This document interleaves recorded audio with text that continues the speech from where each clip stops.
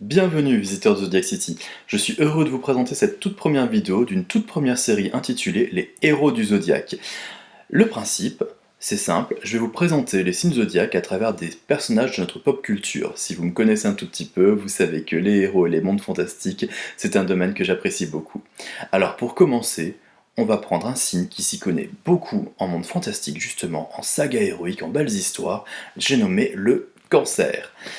Vous le savez, en ce moment, on est en train de fêter les cancers, puisque le soleil est dans le signe du cancer, donc on va commencer par souhaiter un joyeux anniversaire à tous les cancers.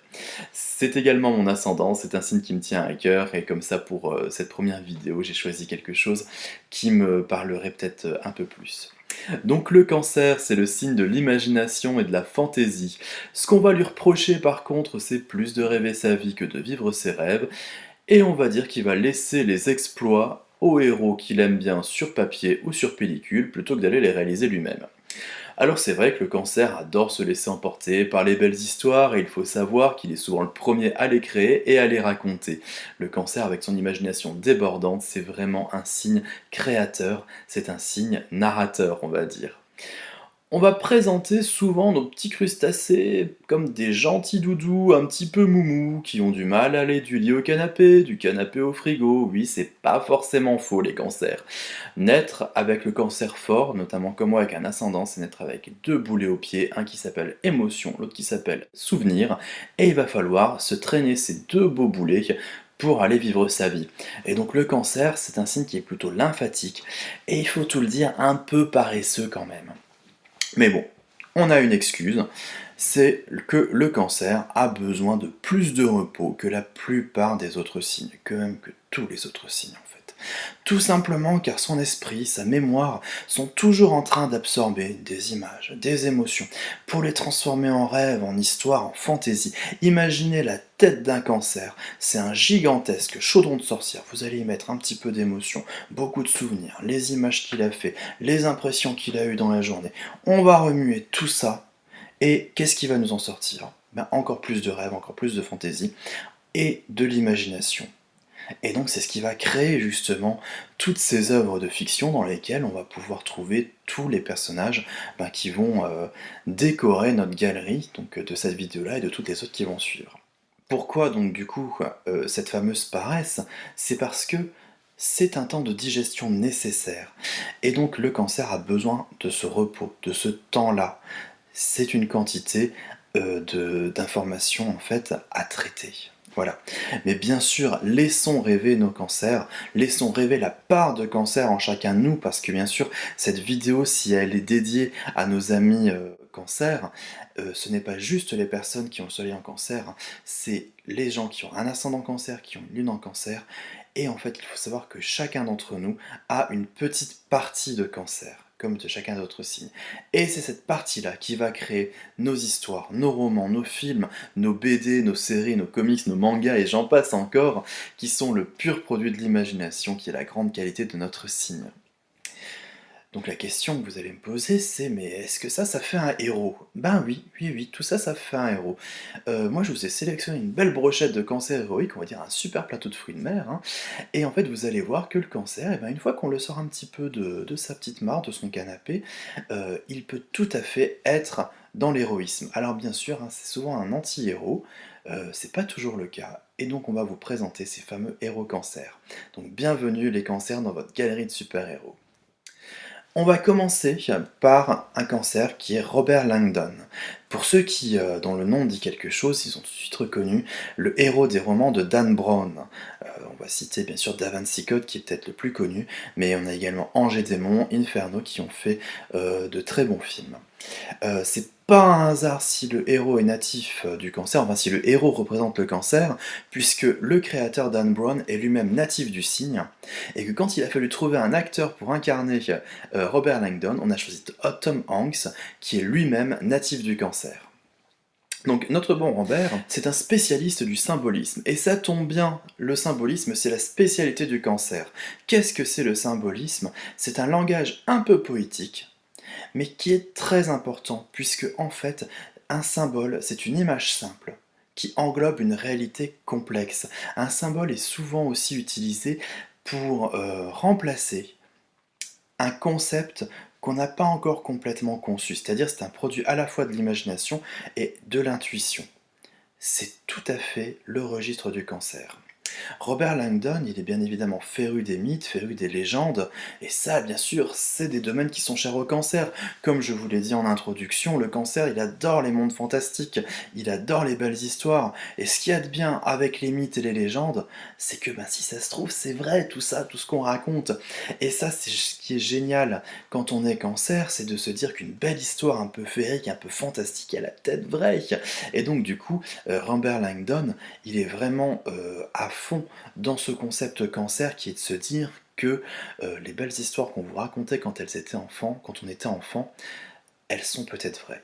Un petit peu un côté réhabilitation du Père Noël, on va dire. Regardez-le dans les extraits, comment est-ce qu'il interprète les symboles, comment est-ce qu'il les réhabilite. La symbolique est un langage qui nous permet d'éclairer le passé. Comme on a coutume de dire, une image vaut mieux qu'un long discours. Certes. Mais quel discours? Pourriez-vous m'interpréter ce symbole, la première chose qui vous vient? Qui se dévoue? La haine, le racisme. Le Ku Klux Klan. Oui, certes, intéressant, mais on serait en désaccord avec vous en Espagne. Là, ce sont des robes portées par les pénitents. Symbole suivant, qui se dévoue? Le mal.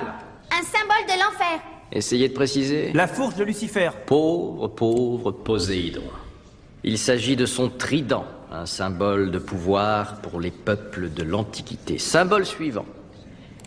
La Vierge à l'enfant. La foi, le christianisme. Non.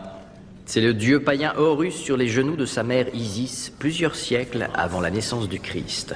La compréhension du passé contribue activement à notre faculté d'appréhender le présent. Aussi, comment démêler la vérité de la croyance? Comment écrire notre propre histoire personnelle ou culturelle et donc savoir ce qui nous caractérise?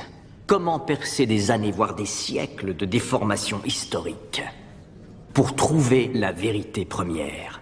Ce soir, telle sera notre quête. Qu'est-ce qu'il dit, là, maintenant, sur la fin? Il dit, écoutez bien, La compréhension du passé contribue activement à notre faculté d'appréhender le présent. ça c'est du vrai cancer, c'est du cancer pur, puisque le cancer c'est le signe des racines, de nos racines. C'est le signe qui permet justement de se rattacher à une histoire, à un historique, et donc de pouvoir après construire sa vie, construire son présent. On ne construit rien s'il n'a pas de racines, c'est ce que le cancer représente, et c'est ce que Robert Langdon vous rappelle ici. Ce qui est encore plus intéressant, c'est dans Da Vinci Code, Robert s'emploie à réhabiliter, on va dire, la figure de la grande déesse. La grande déesse est une figure mythique, en fait, qui est généraliste, en fait, et qui est issue des mythologies païennes, paganes, en fait, et qui a été cachée, niée, combattue par les grandes religions monothéistes et patriarcales. Or, le cancer, justement, est régi par la lune. La lune, elle est la représentante de la terre dans notre ciel, et c'est justement le symbolique de la grande déesse, la fameuse Marie-Madeleine que recherche Robert dans Da Vinci Code. Donc on a ce concept justement de divinité matriarcale qui est très important pour le cancer et qui remplace le côté patriarcal qu'on nous a inculqué. On remarquera aussi que Robert n'a pas l'étoffe d'un héros classique, il sort pas son flingue ou son épée, c'est un anti-héros Robert. Lui il se fait guider et entraîner par ses partenaires féminines, et c'est elle qui le tire, c'est elle qui le pousse justement dans l'aventure. En fait, Robert il a besoin un peu qu'on le fasse bouger. Ça c'est vrai que le cancer a souvent besoin qu'on le bouge un peu de son sofa. Mais Robert, il a quand même de nombreuses qualités et de nombreuses compétences qui vont lui permettre de s'en sortir. Il a une excellente mémoire, et ça la mémoire, je vous ai dit et répété, que c'est l'affaire du cancer. Il a de l'imagination, et il a une capacité à déjouer les énigmes. On voit régulièrement dans les films, comme dans les extraits qu'on vous montre, qu'il a cette capacité de symboliser, de voir vraiment l'imagination, les images qui va pouvoir se représenter. Il a une représentation spatiale en fait finalement de ses rêves qui lui permettent justement de résoudre les énigmes.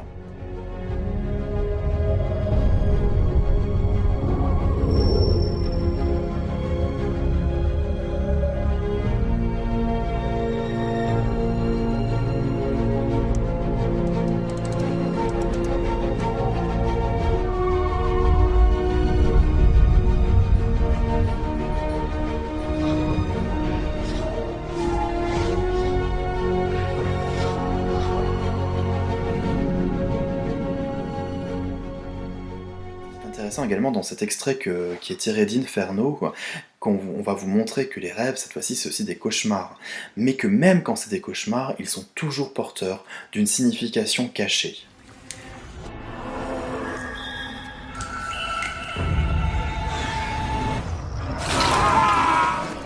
Taxi! Montez!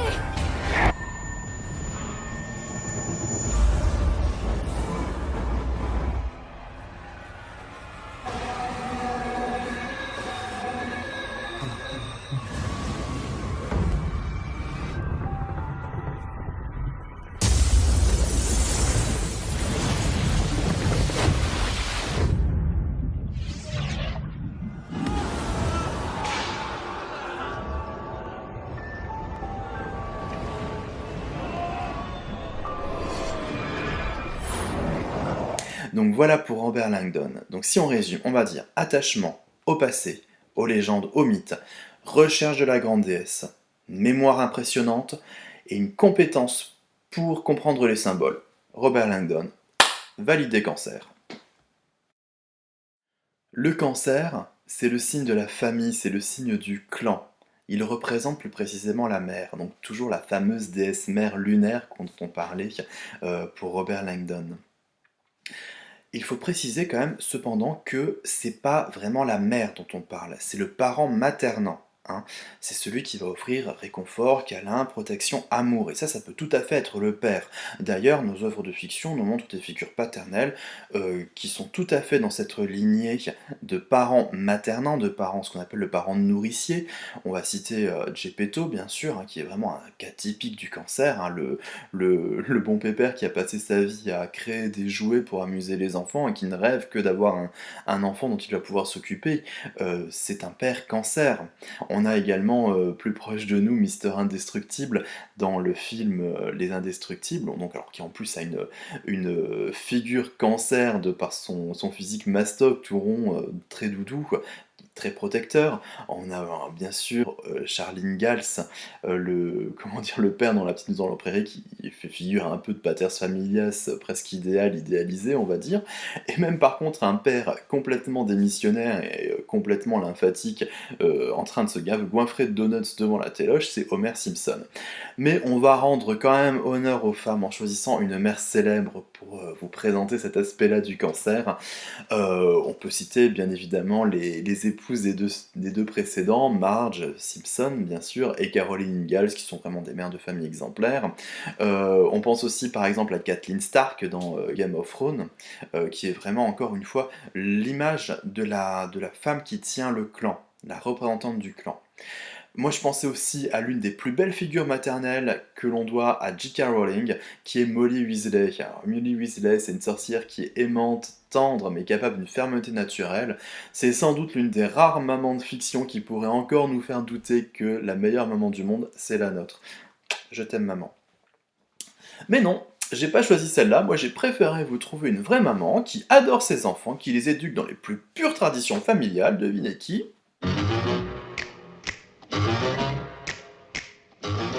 Morticia Addams. Surpris ? Non, pourquoi ? L'interprète déjà la plus célèbre de Morticia Addams, Angelica Hudson, c'est elle-même une native du cancer. En plus, le cancer, il adore les ambiances gothiques. Moi, je me suis un petit peu looké cancer, hein, donc vous voyez. Hein. On est tout à fait dans cette ambiance un peu dark, un peu sombre, un petit peu lunaire, en fait. Faut pas oublier que la lune, c'est aussi l'astre des sorcières. Et c'est vrai que Morticia a beau être l'image même de la femme fatale, toute gainée de noir, le teint blafard d'ailleurs. Le teint blafard, c'est souvent comme ça qu'on reconnaît nos vrais cancers. Le cancer fuit le soleil en général. Je suis Madame Adams.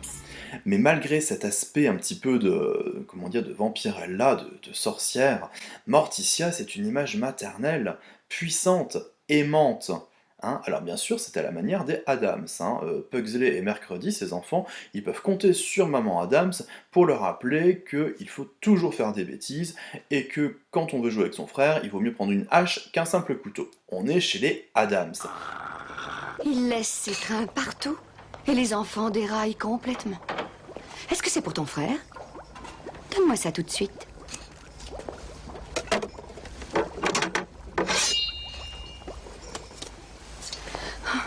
Car oui, pour Morticia, ce qui est important, ce sont les traditions et les valeurs familiales. Et Morticia, c'est presque l'âme du clan. Et c'est ça qui est important donc pour le cancer, c'est le clan, les valeurs qu'on partage avec les siens. Et toutes ces traditions finalement qui nous rapprochent les uns des autres, comme déterrer les cadavres à Halloween, comme chez les Addams, ce qui est une tradition tout à fait courante, hein, en tout cas, chez eux, bien sûr. Et c'est ça qui est important, c'est que dans l'extrait qu'on va vous présenter, on voit Morticia qui rappelle à Fétide, l'oncle Adams qu'on vient de retrouver dans ce film-là, à quel point les origines, les racines, comme on a dit pour le cancer, sont importantes. Insomnie chronique? Viens avec moi, Fétide.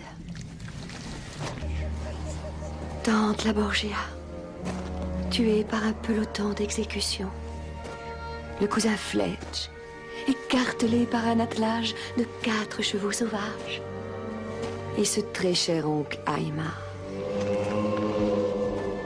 enterré vivant.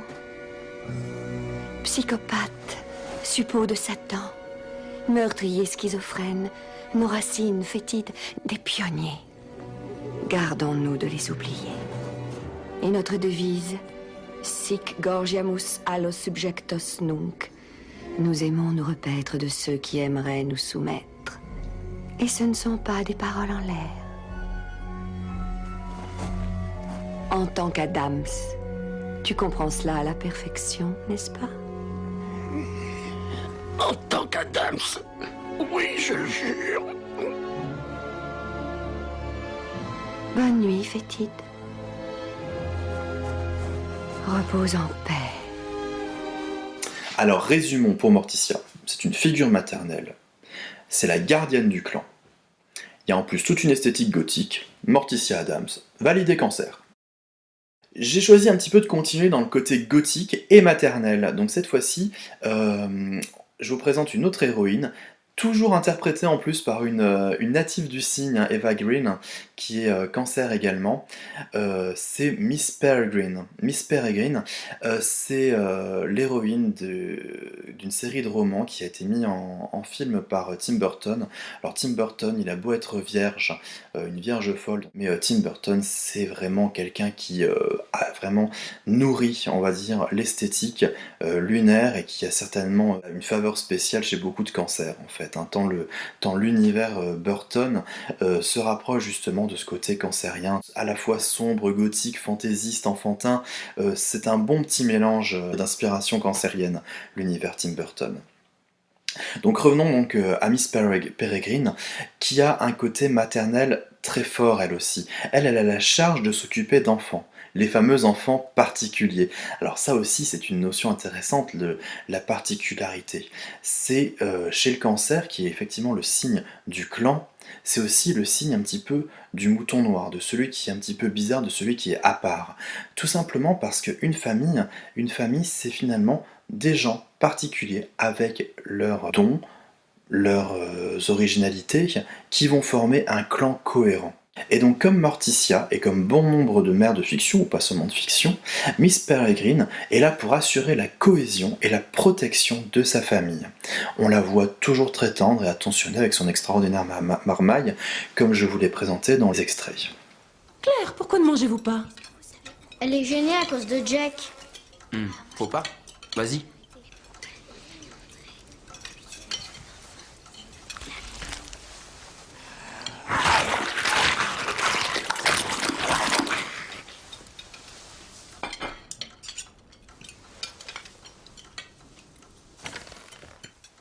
Au fait, Jake, quel est votre... Et c'est là qu'on voit qu'une gentille maman cancer, ça peut devenir une louve enragée quand on s'attaque à ses enfants. Miss Peregrine, elle est capable de prendre un fusil et d'aller buter le monstre.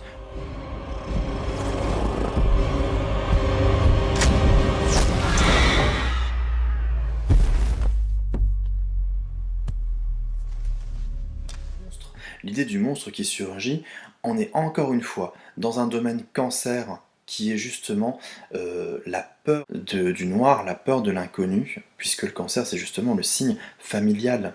Ce qui vient du dehors peut être pris un peu comme un monstre. Comme il faut par contre accepter, à l'inverse, l'ami, l'étranger, qui lui vient pour apporter quelque chose de bon. Donc ça c'est tout le travail du cancer. Donc, comment elle s'y prend, Miss Peregrine? Elle a le pouvoir de créer une boucle temporelle. On est dans une espèce de bulle protectrice, bulle dans le temps, où les enfants peuvent vivre en paix et sans grandir en plus. Ils sont immunisés contre le temps. En fait, on vit toujours et encore la même journée. C'est censé être une journée parfaite, c'est-à-dire une journée où il n'y a pas de problème, ce qui n'est pas le cas dans le film et qui constitue justement une bonne partie de l'intrigue et de la problématique de l'œuvre que, bien évidemment, je vous conseille d'aller voir si ce n'est pas déjà fait.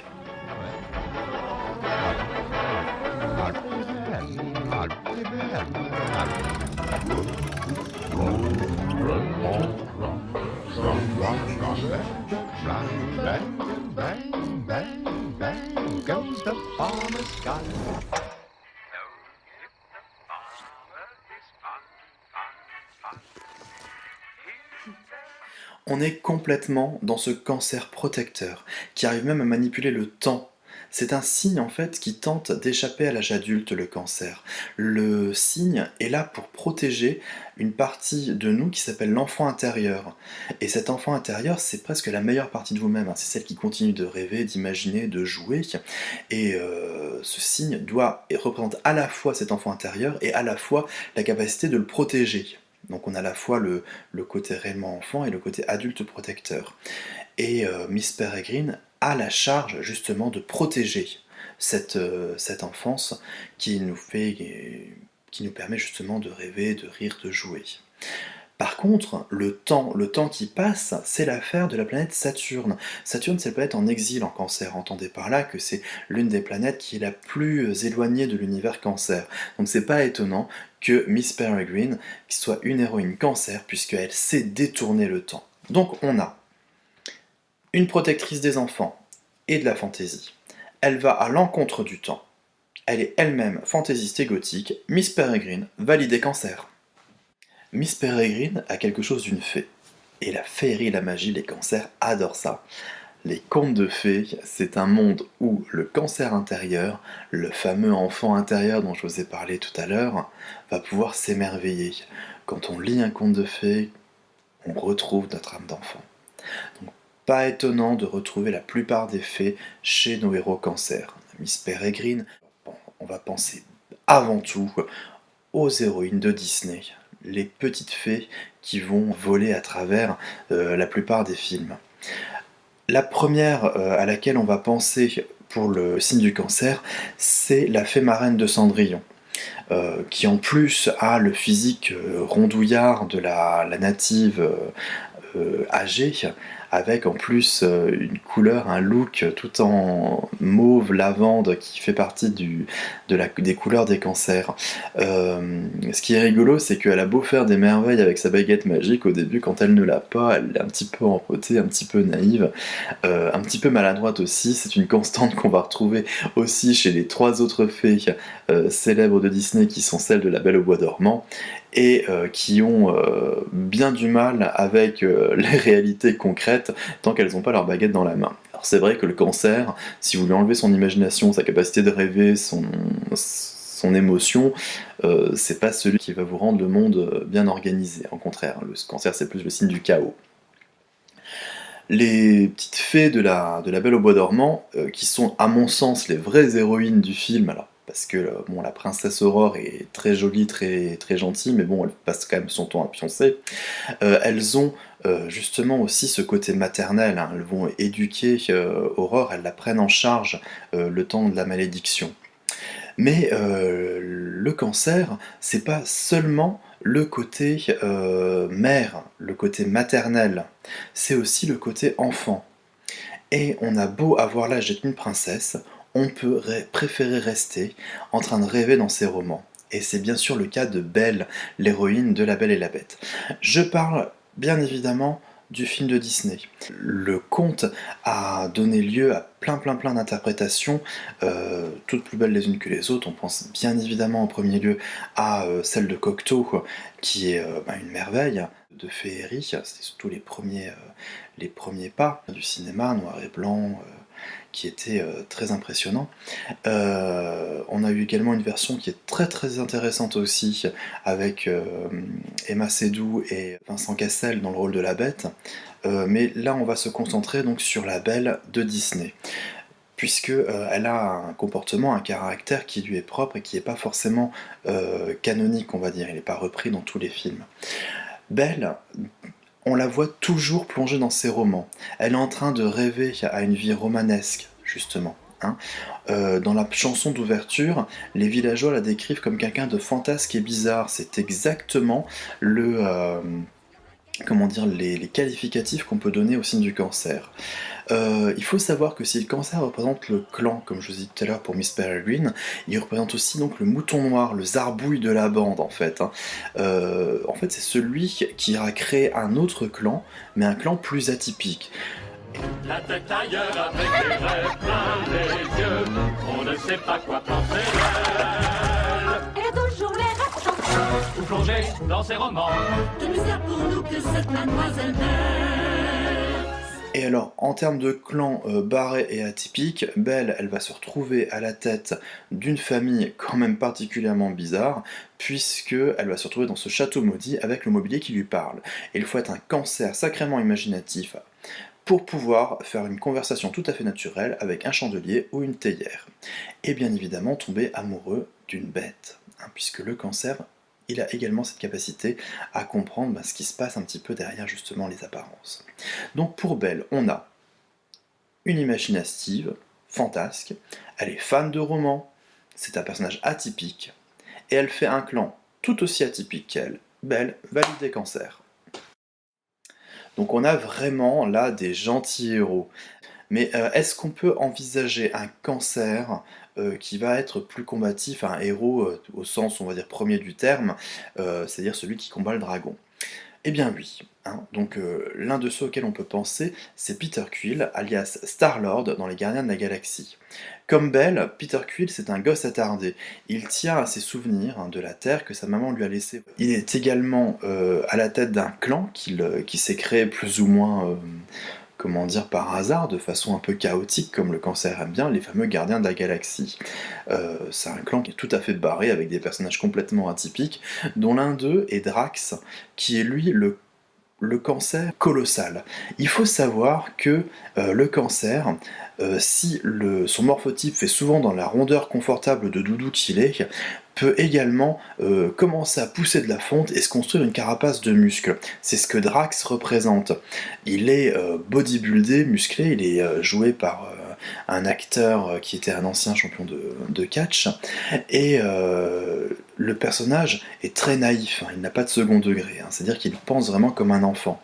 Et il fait souvent référence à sa famille perdue. Donc on a vraiment un personnage très Cancer, et qui va nous permettre justement de nous axer sur un autre type de héros Cancer, qui est le cliché du colosse au grand cœur. On peut penser tout de suite à Rocky Balboa, qui est joué par un acteur qui lui est par contre un Cancer typique, Sylvester Stallone. Il a un amas planétaire en Cancer avec une configuration qui recrée le Cancer. Enfin voilà, c'est un personnage très Cancer, Sylvester Stallone. Rocky est lui un grand naïf. On le voit fou amoureux de son Adrienne, et il finit par devenir également bon père de famille. Dans un autre style, on peut penser à Baloo, l'ours de la jungle. Alors lui, c'est vraiment le doudou géant qui veut garder Mowgli comme son ourson. Dans la saga des X-Men, on a un héros qui est complètement Cancer, complètement dans cette lignée-là, c'est Colossus. Colossus, alias Piotr Rasputin, c'est une montagne de muscles dont le pouvoir est de créer une carapace de métal. Donc le Cancer, c'est le signe de la protection. Quelle meilleure protection? Il a la musculature et le métal qui vient le recouvrir. Et en plus, Colossus, c'est pas du tout un personnage rageur ou un personnage comment dire, guerrier, au contraire, il aime pas trop la bagarre. C'est un personnage qui est très sensible et il est décrit comme étant très attaché à sa Russie natale. Hein. Donc ça, le cancer, c'est un signe qui est souvent nostalgique et qui a une grande importance de ses racines, comme on l'a dit. C'est un grand naïf et c'est également un grand artiste. Hein. C'est un peintre, Colossus. Mais le personnage que je vais plus mettre en valeur, il est peut-être un peu moins connu que les autres, sauf si vous êtes un fan de Jean-Pierre Jeunet, qui lui-même est un réalisateur qui a la lune en cancer et dont on voit bien la marque cancer dans les films. Et le film dont je vais vous parler, c'est La Cité des Enfants Perdus. Déjà rien que ça, hein, rien que le titre nous plonge vraiment dans l'univers cancer, les enfants, alors le côté perdu, on pense également de nouveau à Miss Peregrine et ses enfants particuliers, et le héros du film s'appelle Juan. Il est interprété par Ron Perlman, alors lui par contre est un acteur qui a rien d'un cancer, hein, c'est plutôt un bélier type, et Juan c'est un colosse de foire, hein, donc le physique très mastoc de Ron Perlman permet justement de bien incarner ce côté colossal du cancer protecteur. Il est quasi muet, hein, et il a la charge en fait d'un petit frère. Alors autant Ron Perlman devait avoir une trentaine d'années dans le film là, le petit frère lui doit en avoir 5 à tout casser.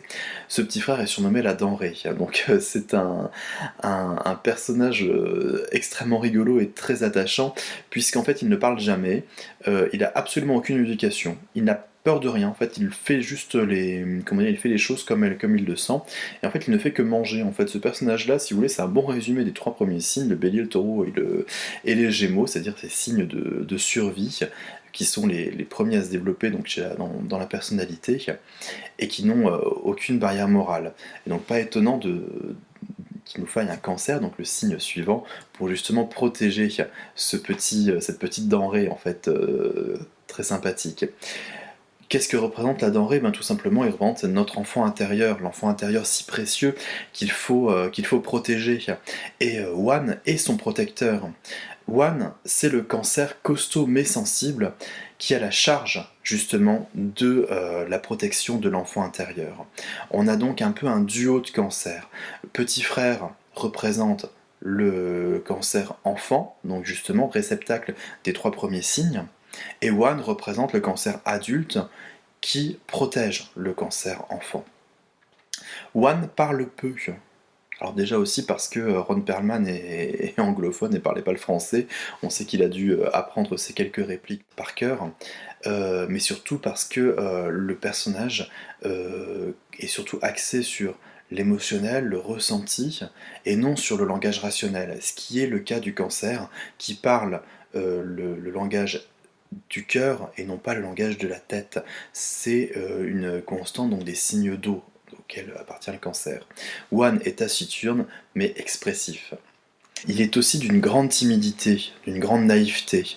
Et en fait, on se rend compte que si sa force, sa puissance servent de protection aux faibles, il a également lui besoin d'une protection. La protection de quelqu'un qui lui n'a pas cette naïveté et qui lui connaît comment le monde fonctionne. Et c'est le cas donc de la petite Miette dont il va prendre la charge également.